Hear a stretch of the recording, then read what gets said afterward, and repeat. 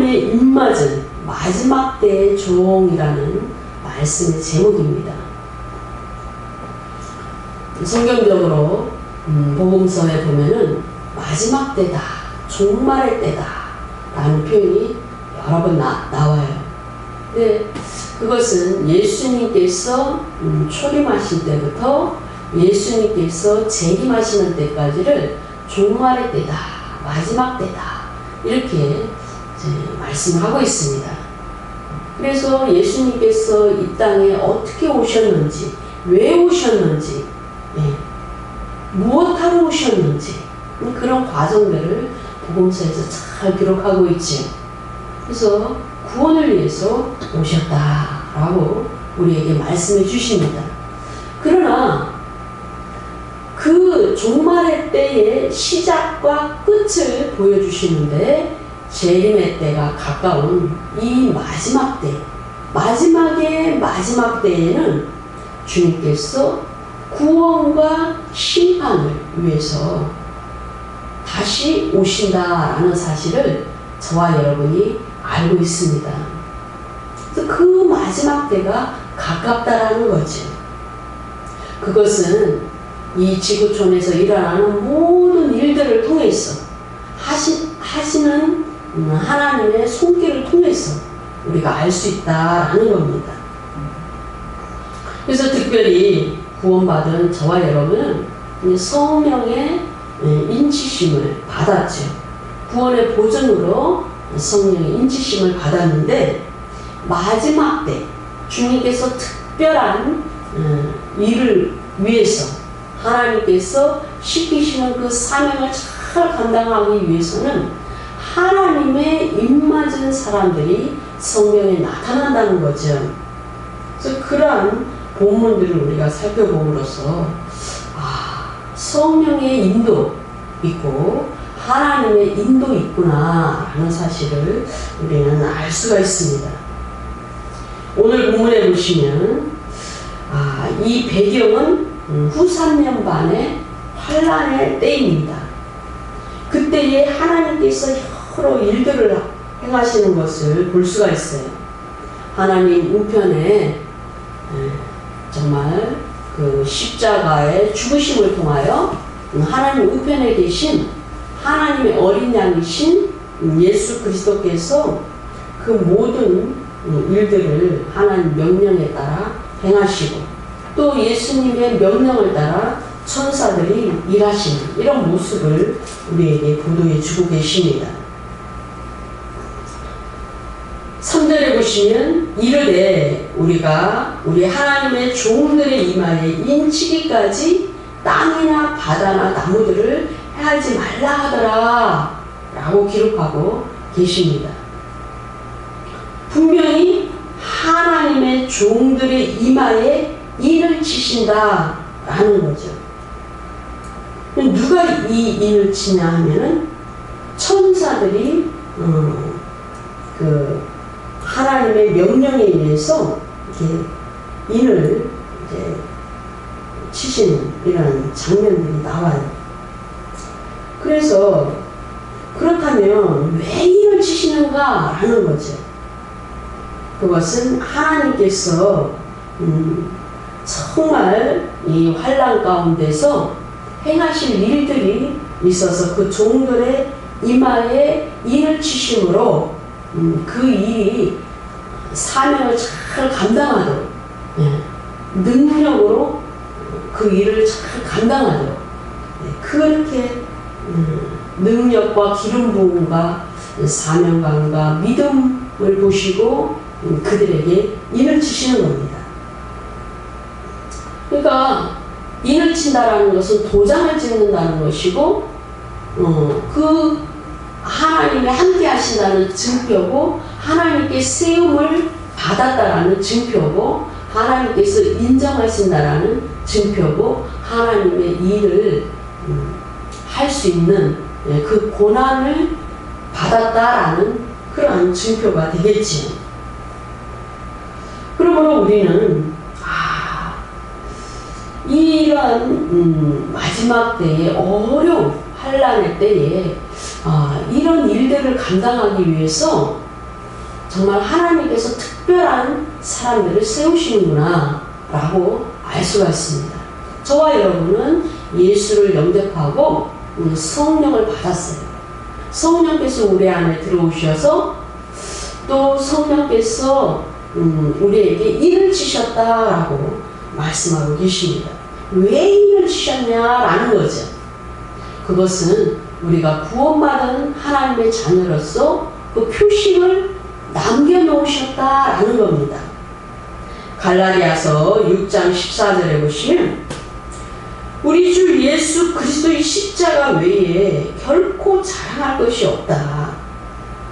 우리는 예수 그리스도로 말미암아 구원받은 자고 이제는 세상으로부터 구원을 받았기 때문에 우리는 십자가에서 세상에 대해서 못 박혔다라고 말씀하고 있습니다. 또한 세상도 나에 대해서 그렇게 못 박았다라는 겁니다. 그래서 저와 여러분은 세상에 대해서 죽은 자입니다. 십자가 위에서 그리스도와 함께 그리스도의 십자가에서 세상에 대해서 우리는 죽은 자요. 그리고 세상도 우리를 그렇게 전혀 세상과 상관이 없는 자들로 여겨주신다라는 겁니다. 그러므로 우리는 분리가 된 자예요. 세상에서 구원받았기 때문에 세상에서 건져냄을 받아서 거룩하게 구별된 사람이기 때문에 세상도 우리에 대해서 적으로 간주합니다. 그러므로 우리는 세상과 함께 할 수 없는 거죠. 거룩하게 구별하셨기 때문에. 구별되는 순간 우리는 성령의 일을 받는 겁니다. 성령께서 우리 안에 들어오셔서 인치시는 겁니다. 그래서 성령께서 우리 안에 들어와 계신 것을 우리는 성령께서 우리의 구원의 보증이 되셨다라고 우리는 알고 있는 겁니다. 그 자체가 갈라디아서 6장 17절에 보시면 우리가 예수의 흔적을 가진 것이다. 예수와 연합되고 예수께 속한 자로 예수로 다시 태어난 자로 그렇게 내 몸에 예수의 흔적을 가졌다라고 말씀하고 있습니다. 다시 태어난다라는 것은 무엇입니까? 새 생명이 주어졌다라는 겁니다. 그럼 새 생명이 주어졌다라는 것은 죽었다가 다시 태어나는 것이고 죽은 존재에서 그러한 생명이 없던 자에서 생명이 주어진 자로 그런 존재의 변화가 나타나는 겁니다. 우리가 어디에서 죽었습니까? 십자가에서 죽었습니다. 우리는 세상에서 죽었던 자예요. 세상에서 왜 죽었습니까? 우리의 영은 하나님과 연결되지 않았습니다. 하나님과 전혀 상관이 없는 자로 그렇게 우리의 영적 상태는 죽었던 존재입니다. 그래서 우리 영은 세상에서 죽었던 존재로 있었는데 우리 성령께서 영원한 생명을 가지신 성령께서 우리 안으로 들어오심으로 말미암아 성령의 씨가 심겨지고 성령의 인치심을 받아서 우리는 이제는 영원한 생명을 가진 자로 다시 태어났습니다. 우리의 영이 살아났던 거죠. 그러므로 우리는 전혀 새로운 그러한 생명을 가진 존재가 되었습니다. 성령께서 인치시고 또한 우리가 거룩하게 성장하고 하나님의 자녀로서 우리의 존재의 그 실존이 지속될 수 있도록 또 성장할 수 있도록 또 능력이 커질 수 있도록 그렇게 기름 부으신다라고 말씀하고 계십니다. 고린도후서 1장 21절에 보시면 우리를 너희와 함께 그리스도 안에서 굳건하게 하시고 우리에게 기름을 부으시는 하나님이시니 그랬어요. 즉 그리스도 안으로 우리를 옮기셨어요. 성령의 인치심을 통하여 그리스도 안으로 우리는 옮기심을 받았습니다. 그래서 우리에게 기름을 부으셨다는 거예요. 하나님께서 부으셨다는 겁니다. 보세요. 한번 예를 들어 볼게요. 우리 이 꽃은 뿌리가 그대로 있는 상태로 작은 이 꽃 전체 뿌리까지 있는 채로 이 장식하는 바구니에 담겨졌습니다. 이 왼쪽도 마찬가지고요. 그런데 가끔 우리가 이제 꽃을 꽃자루까지만 잘라서 우리가 그 물에다가 화병에다 담거나 꺾꽂이를 하죠. 그러면 우리는 그렇게 얘기합니다. 생화로 이렇게 장식을 하셨네요.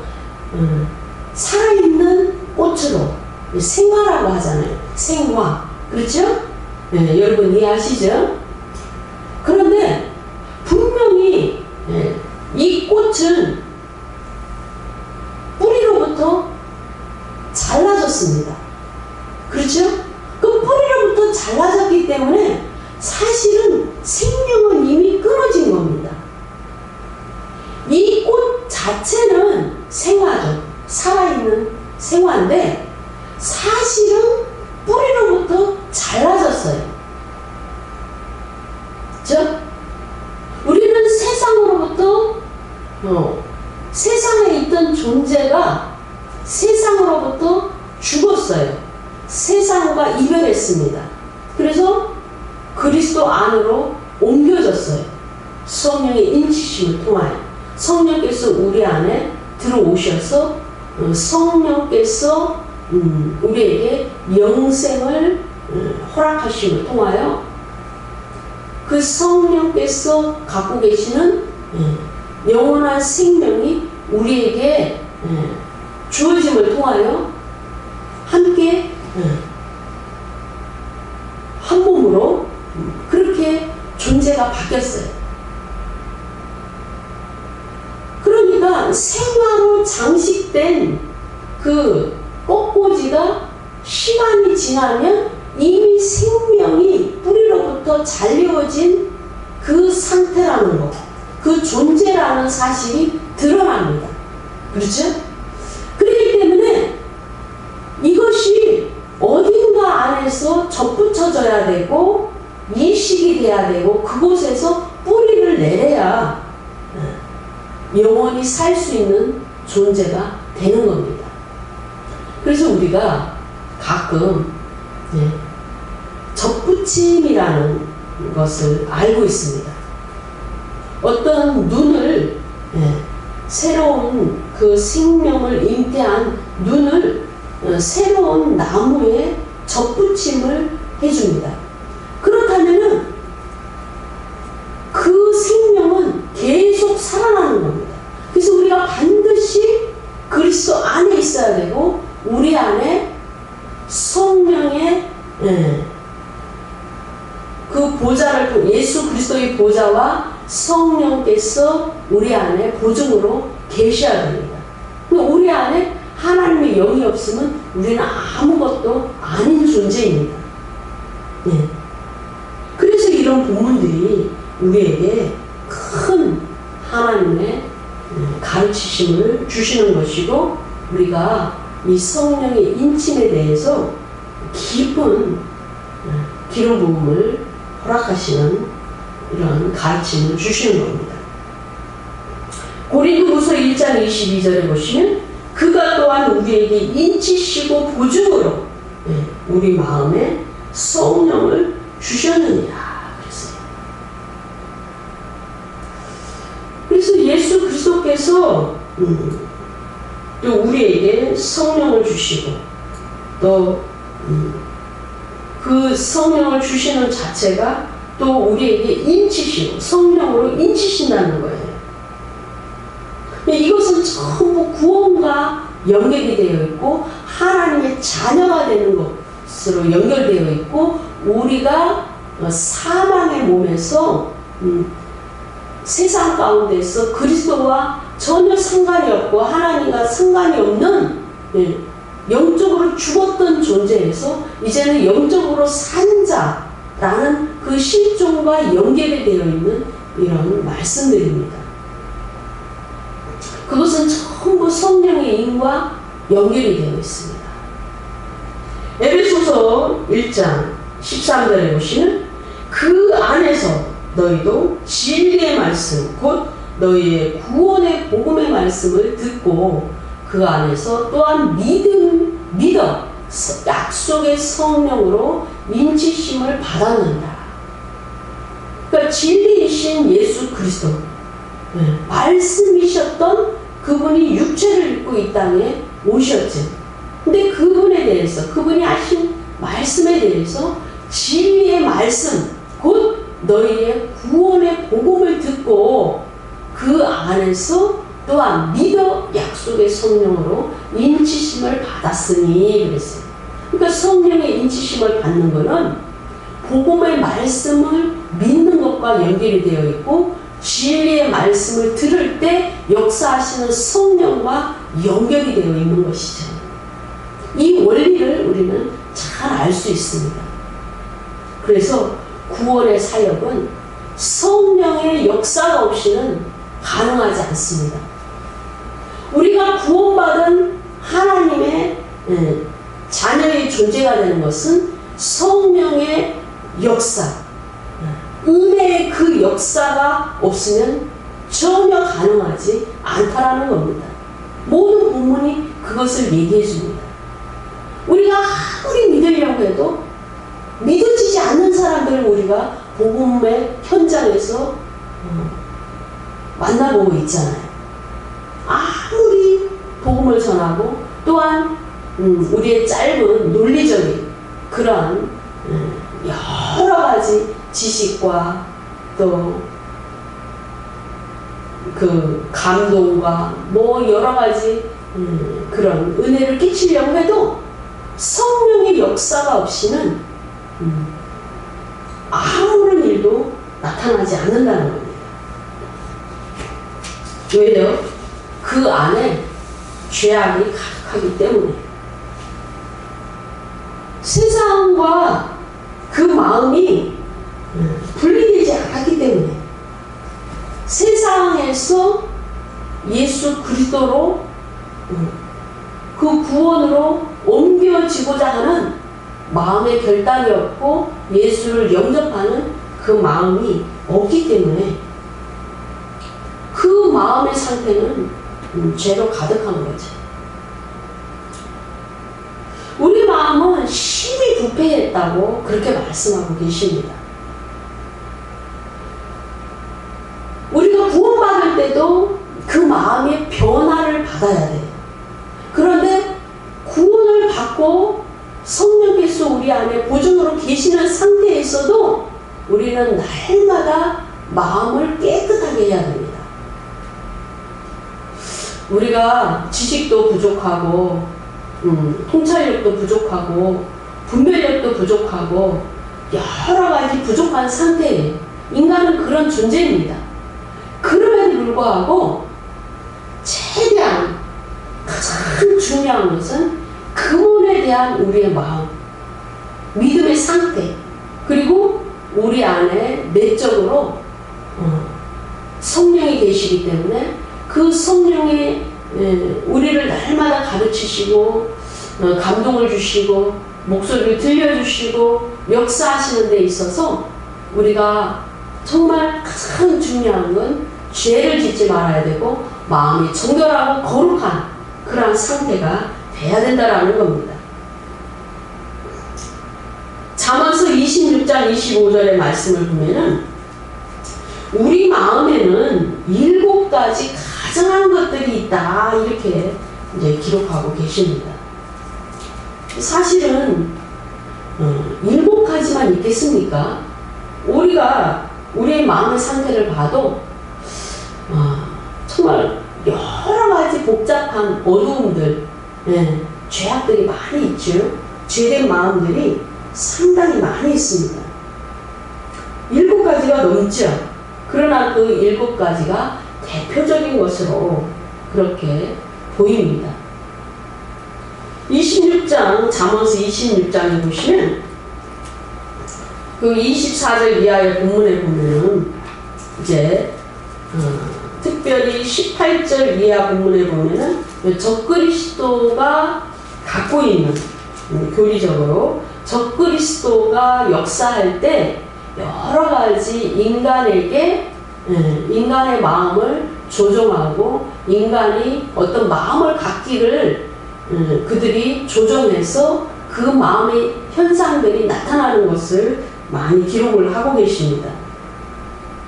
그런데 여기에 보면 괴율이나 함정을 파는 그런 마음, 도를 굴리는 마음, 또 거짓말하는 마음, 미워하는 마음, 아첨하는 마음, 또 감정에 막 분을 내는 마음, 여러 마음들을 이제 기록하고 계셔요.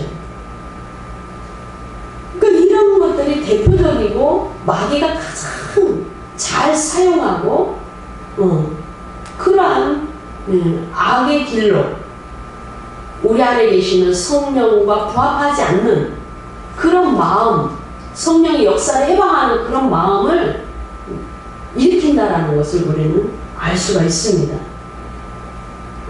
우리가 살아가면서 실수를 많이 하죠. 경험이 부족하여 실수하고, 생각이 짧아서 실수하고, 또 판단력이 부족하여 실수하고, 그렇죠? 세상 사람들은 지금 하나님과는 아무런 상관이 없어요. 하나님이 일하시는 하나님의 능력과 순간은 아무 상관이 없는 관점과 통찰력을 갖고 있기 때문에 지금 지구촌에서 일어나는 이 모든 일들과 하나님의 존재와 하나님께서 이 지구촌을 다스리면서 하고 계시는 그런 일과 아무 연관 없이 그냥 바라봅니다. 통과의 그 화산, 또 해저에서 일어나는 여러 가지 지진, 이런 것과 하나님과 전혀 연결을 시키지 못하고 있습니다. 그냥 자연재해라고 그렇게 생각을 합니다. 그만큼 우리는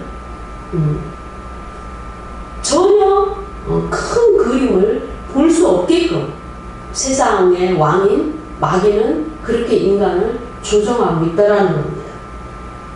악한 생각, 악한 지식, 또 자기 자신만 생각하는 것, 짧은 누군가에 의한 조종, 이런 모든 것들이 섞여 있다는 겁니다.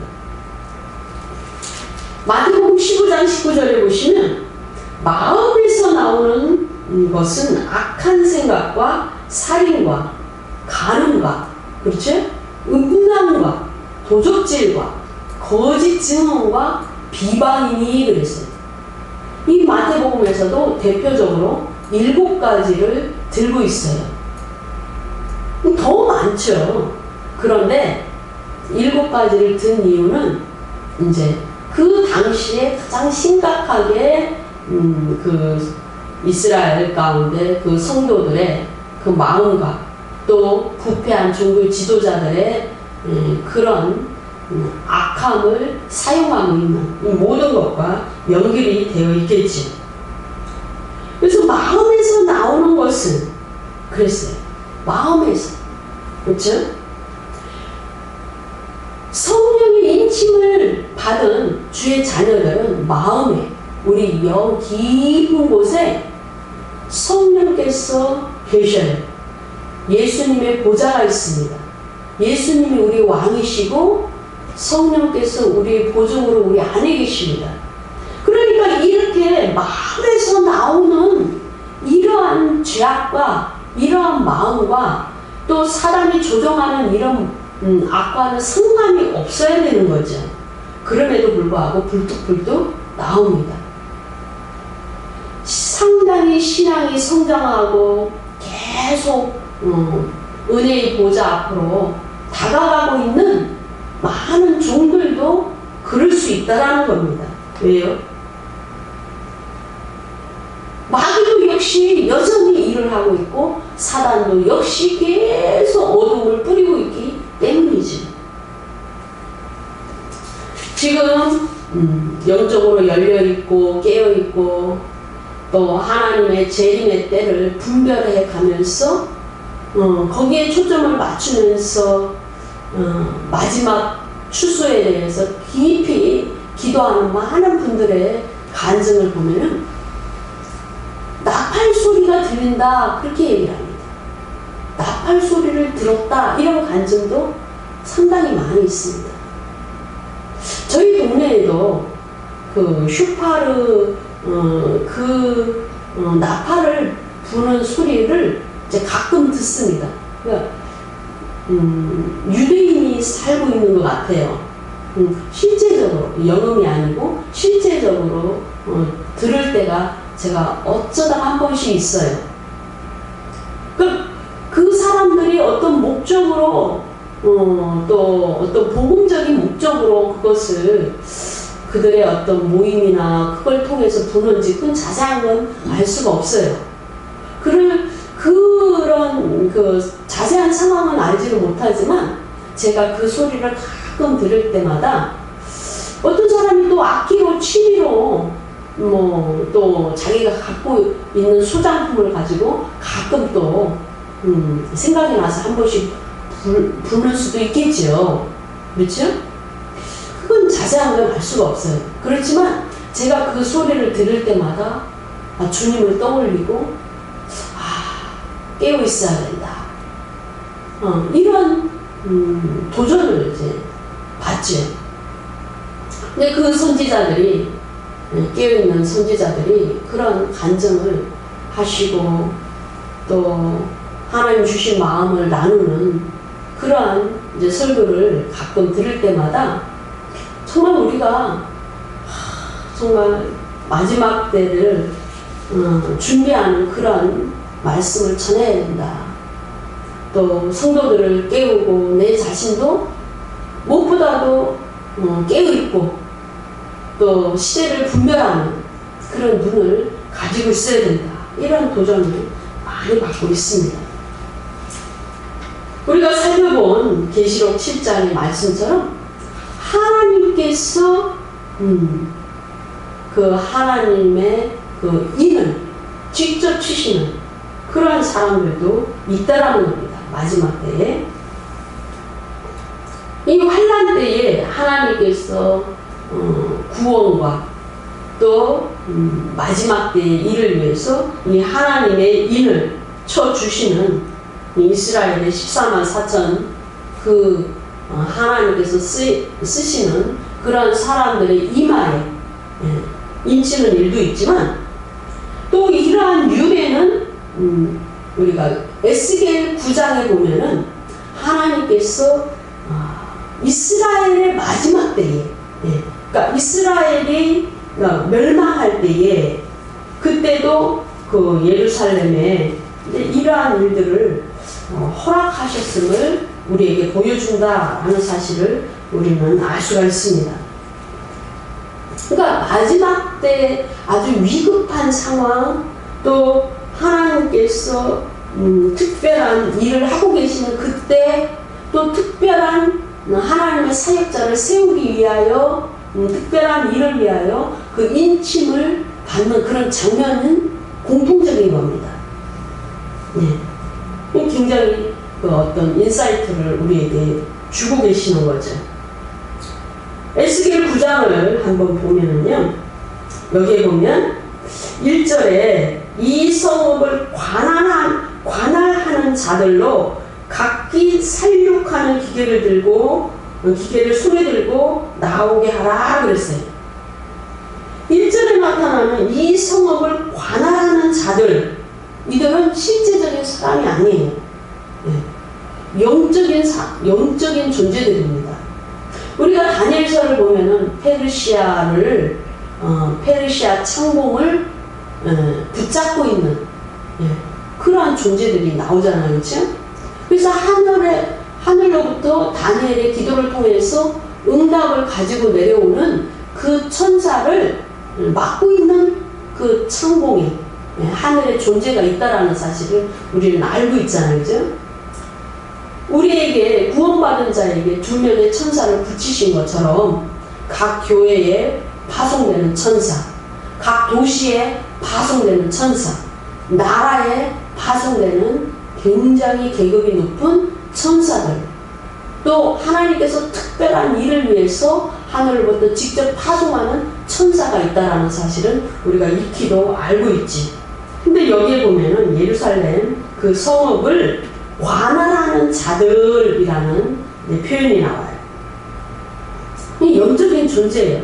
근데 그들 손에 각기 살육하는, 그러니까 사람을 살해하는 그런 무기, 기계를 손에 들고 있는 자들한테 하나님 앞으로 나오라 이렇게 이제 말씀을 하시는 장면입니다.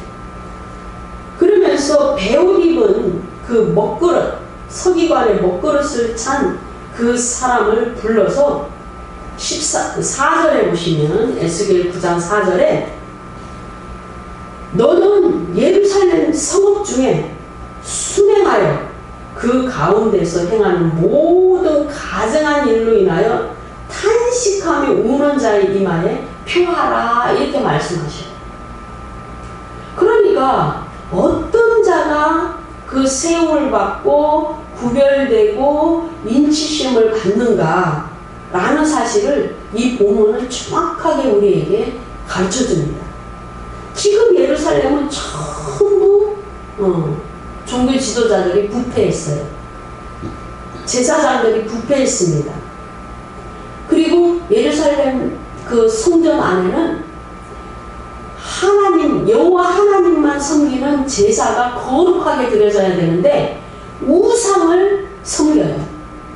우상의 모습들이 성전의 부속 그 방마다 막 벽에 그려져 있어요. 그러니까 하나님이 그 가증한 죄를 용납할 수가 없습니다. 우리가 얼마나 많은 그런 죄를 짓고 있습니까? TV를 보거나 정말 핸드폰을 통해서 유튜브를 보거나 뭐 영화를 보거나 요즘 뭐 넷플릭스인가 뭐 그런 프로그램을 통해서 우리는 그 영화의 수위가 정말 심각하다는 사실을 이제 우리는 너무나 잘 알고 있지. 그러니까 그 가증한 죄, 그 상황, 막 부패하고 죄악 가운데 있고 또 하나님의 심판으로 달려가는 이 상황에 대해서 탄식하며 우는 자, 그냥 울겠어요? 기도하며 우는 거죠. 하나님의 은혜를 구하며 우는 거죠. 그 우는 자의 이마에 표하라 라고 말씀합니다. 그렇다면요 계시록 7장도 비슷한 상황일 겁니다.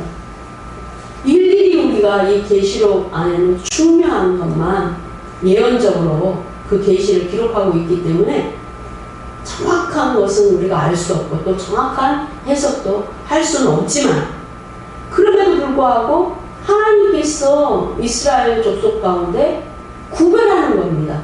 14만 4천 명은 그 후 3년 반 동안 나머지 이스라엘 백성들을 주님께로 인도하고 또 세상에 여전히 남겨진 자들을 위해서 그 일을 하기 위해서 하나님께서 쓰시려고 그들 이마에 인치시는 겁니다.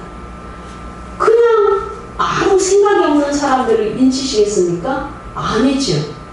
와, 메시아닉 주를 통해서 유대인 중에서 예수를 믿는 그런 종들을 통해서 했던 말이 그 복음이 이거였구나 라면서 유대인의 구원과 세상의 그 마지막 때에 하나님의 심판에 대해서 가슴 아파하면서 쓰임받기를 원하면서 주님 영광을 올려드리기를 원하면서 우는 그런 사람들을 하나님께서 구원하신다는 거예요. 그들 이마에 인치시다는 겁니다. 그들이 하나님의 인을 받는 하나님의 종들로 세워지는 겁니다. 그러니까 우리는요, 마지막 때에, 이 마지막 때에, 그렇죠? 지금 우리는 2월과 3월을 굉장히 주목하고 있어요. 하나님께서 어떤 일을 행하실까? 우리를 어떻게 구원하실까? 우리에게 어떤 방법으로 좋은 세상을 우리에게 허락하실까? 많은 그리스도인들이 기도하고 있습니다. 그렇다면 우리 자세가 굉장히 중요한 거죠. 깨어있는 것이 중요합니다. 하나님 나라가 이 땅에 완전하게 서는 것에 대해서 열망을 가지고 있고 비전을 갖고 있어야 되는 것이 맞습니다. 그럴 때 하나님께서 쓰시는 종으로 이마에 하나님의 일을 우리에게 허락하신다는 사실을 우리는 알 수가 있습니다. 다 휴고받는 것이 아니고 마지막 때에 쓰실 사람들을 또 땅에 남아서 시키실 사역을 위하여 남겨진 자도 있다라는 그런 해석을 하고 있는 학자들도 많이 있지.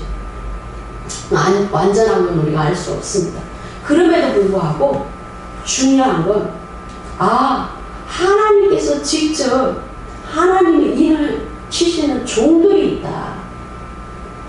이러한 종은 그냥 우리가 예수 믿을 때 그냥 그 성령의 인치시는 그 성령의 인과 하나님의 인은 구분되어 나타나는구나 라는 사실을 우리는 알아야 됩니다.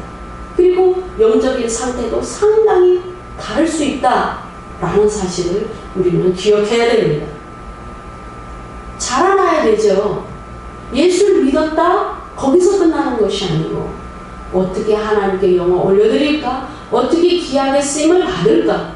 어떻게 성령과 연합하여 예수 그리스도 안에서 우리가 많은 일들을 그분과 함께 할 수 있을까? 여기에 고민하고 세상의 빛과 소금으로서 이웃을 사랑하며 그렇게 맡기신 일에 대해서 충성을 다할까 하고 고민하며 울며 자신을 돌아보는 그런 자에게 인을 치신다라는 사실은 우리가 명백한 것입니다. 그러므로 이제 곧 우리가 좋은 세상을 맞게 되었다. 하나님 은혜로다. 이렇게 해서 끝나는 것이 아니고 정말 그때가 오면 우리가 어떻게 더 준비하고 어떻게 더 하나님 일을 잘 할 수 있을까 고민하고 그리고 정말 계시록에서 나타나는 이 마지막 때에 그러한 상황이 온다면 우리는 어떻게 승리할 수 있을까 여기에 대해서 깊이 고민하는 성숙한 하나님의 입맞은 종들이 되기를 예수 이름으로 축복합니다. 아멘. 기도합니다.